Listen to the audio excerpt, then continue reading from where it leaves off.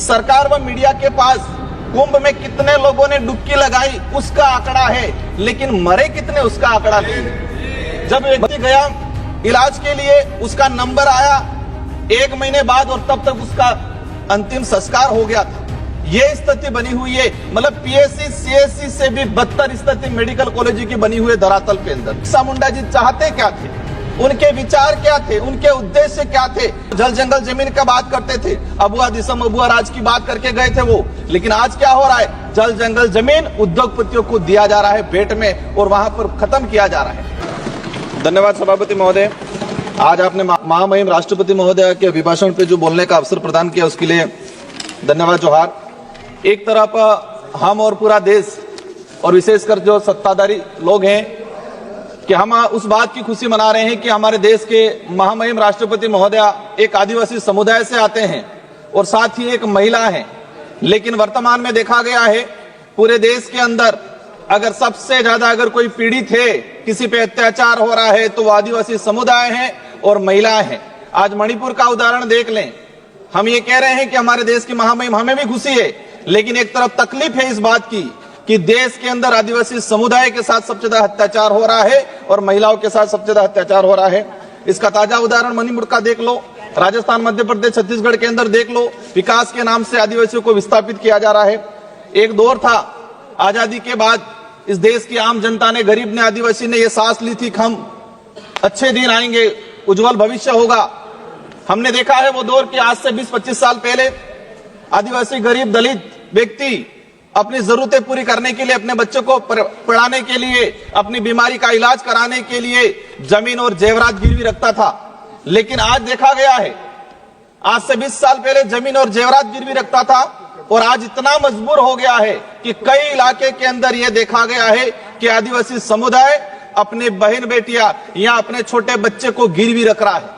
आज उस हमारे डबल इंजन की सरकार है, राजस्थान के अंदर कोटड़ा में आए दिन घटनाक्रम हो रहे हैं कि आदिवासी समुदाय के ऐसे हालात हो गए हैं, इन पहाड़ों के अंदर सरकार की योजना कागजों में रहती है, धरातल पर नहीं पहुंच पाती है। और कई ऐसी घटना सामने आई है कि इन परिवारों ने बच्चों को गिरवी रखा है, नाबालिग बच्चों को गिरवी रखा है गुजरात के अंदर, कई इलाके के अंदर। ये छोटा मोटा आंकड़ा नहीं है, ये आंकड़ा सैकड़ों में आया हुआ है और हम बड़ी बड़ी बातें कर रहे हैं। महामहिम सभापति महोदय, आज ये देखा गया है कि हम आत्मनिर्भर की बात कर रहे हैं। हमारे बड़े बुजुर्ग भी कहा करते थे कि बच्चे को पैरों पे खड़ा करना सिखाना है, मतलब उसको आत्मनिर्भर बनाना है। लेकिन आज देखा गया है कि देश की आम जनता आत्मनिर्भर कम होती जा रही है और किसी न किसी ऐसे माहौल बना दिया गया है कि वो हर किसी पे निर्भर होता जा रहा है। और विशेषकर देखा गया है आदिवासी, दलित या पिछड़ा वर्ग।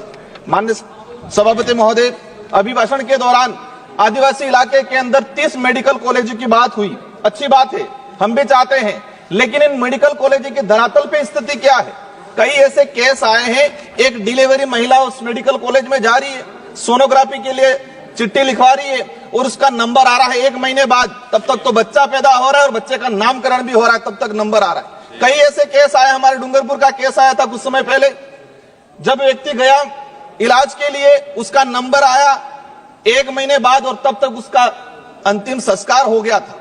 ये स्थिति बनी हुई है, मतलब पीएससी सीएससी से भी बदतर स्थिति मेडिकल कॉलेज की बनी हुई है धरातल पे अंदर। अगर हम जाएंगे वहां, मैं खुद सांसद हूं, मैंने कई विजिट किया, मेरे वहां संसदीय क्षेत्र बांसवाड़ा डूंगरपुर में, जमीर नहीं मानता वहां जाने का, क्योंकि ऐसी हालात बनी हुई है, ये पड़े रहते हैं लोग, नंबर नहीं आता है, जांच नहीं हो पा रही है। तो हम चाहते हैं कि जो योजना है उसको धरातल पे इंप्लीमेंट किया जाए। माननीय सभापति महोदय, आयुष्मान कार्ड की बात की गई, अच्छी बात होना चाहिए, लेकिन देश के अंदर ऐसे कई किस्से आए हैं पिछले 2-3 सालों के अंदर कि दवाई का पैसा नहीं मिलने से अपने परिवार की पालन नहीं कर पाया, वो इलाज नहीं करा पाया तो आत्महत्या की गई है।